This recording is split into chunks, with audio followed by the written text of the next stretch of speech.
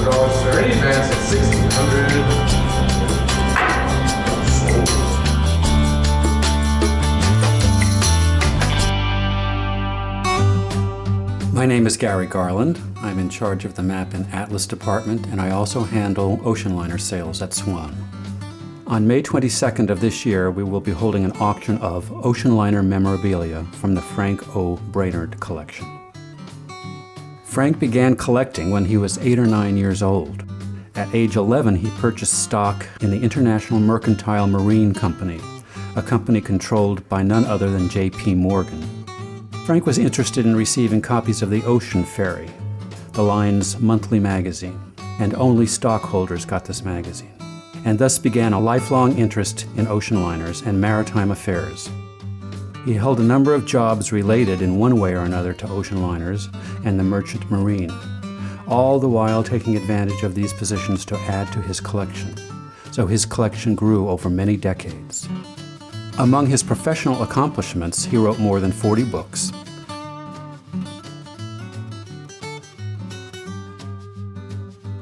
Was a founder of the South Street Seaport Museum and organized Operation Sail, which brought tall ships from all over the world to New York City's harbor.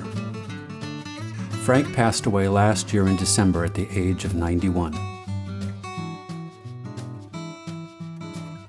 The sale consists of 450 lots containing many thousands of pieces related to ocean liners. Included are company-issued brochures,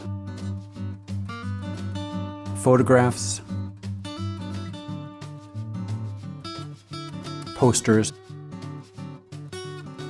and all types of advertising ephemera. It also includes shipboard ephemera, deck plans. Some objects, including models, are also included. The collection includes an entire century of material related to ocean liners and represents all of the major companies and countries that were involved in the business. The first question always asked when you're holding an ocean liner auction is, what type of Titanic material do you have? We're blessed in this sale to have quite a bit of Titanic material. One of the sale's most significant highlights is Lot 445, which comprises a group of 9 file letters from the White Star Line concerning the Titanic tragedy. It includes correspondence with families of passengers lost on the ship, and even includes an impassioned letter from the wife of a deceased passenger inquiring whether money was found in his pockets. Titanic material also includes contemporary news clippings, postcards, and some very interesting photographs.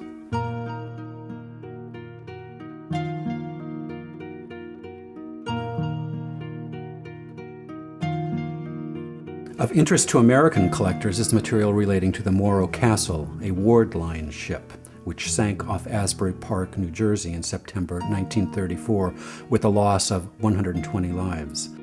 The Morro Castle was en route from Havana to New York when she sank. The sale includes a boiler plate. The boiler plate is literally a boiler plate, which was attached to the boiler in the engine room. It was salvaged shortly after the ship sank. The lot is accompanied by a 2-page letter written by Braynard detailing how he acquired the bronze plate. The sale includes a great deal of material representing the United States lines, including the bronze builder's plate from the ship Washington. A plate like this identified where and by whom the ship was built. The sale includes quite a number of wonderful posters, including several for the Italian line,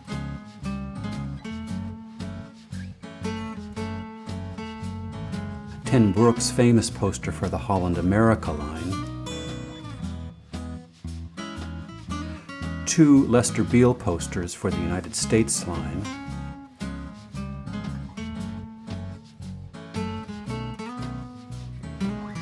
and a wonderful poster for the French line by Braynard, which is inscribed and signed by Braynard to Braynard.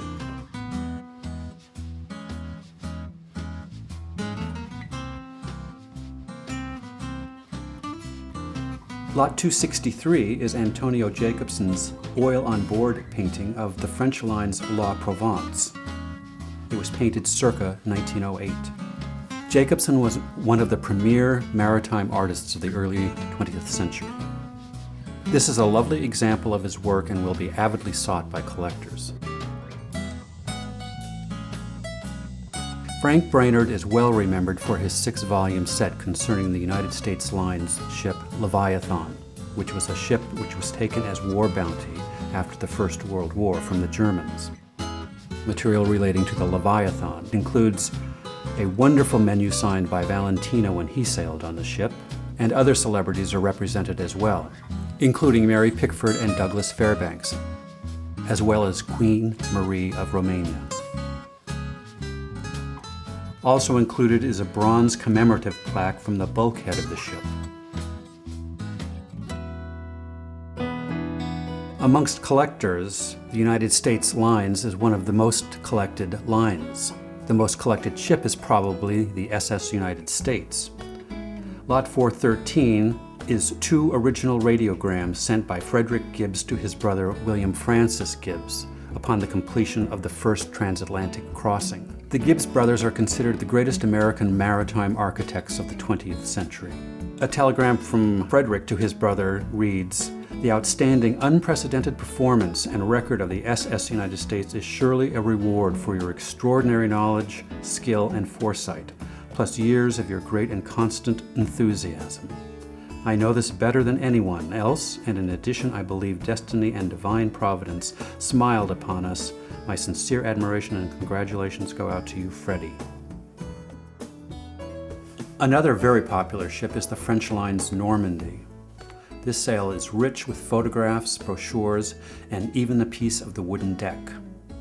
One of the quirkier lots representing the Normandy is Lot 170, which is an assemblage of 3 enameled door signs in French, taken from various doors on the ship. These include something as pedestrian as a WC sign. The sale includes 75 lots regarding the Cunard line, including a wealth of material on the 2 superliners, the Queen Mary and Queen Elizabeth.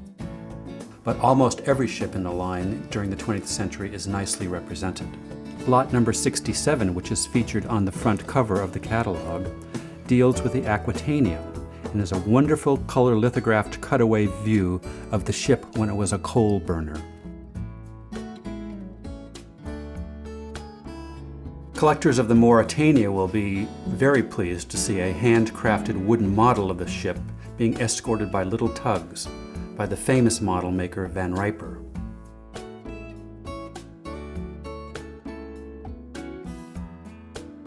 There are a number of Lusitania lots as well, including a chromolithograph on tin, which was used in a travel agent's office. Our Canadian friends will be pleased with the large amount of Canadian Pacific Line material in the sale.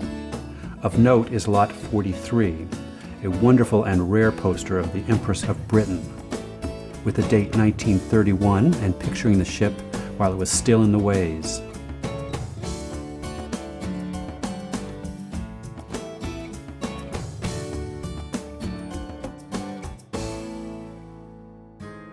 In December 2006, Swann had the Jan Loof ocean liner sale. That was a very well-received sale by collectors and encouraged us to do another one. We're most fortunate in being able to offer the Braynard Collection, as he is one of the best-known figures in the world of ocean liners. Because of the wide variety of material and the sheer number of items being offered, we expect that this sale will do even better than the Loof sale and generate much interest amongst collectors. I've only shown you today a small sampling of the various highlights from the sale, but there is so much to see that I genuinely encourage you to take a look at the catalog online or order one from Swann. Also, if possible, come down and have a look for yourself. I'm sure there will be something of interest to all maritime and ocean liner collectors.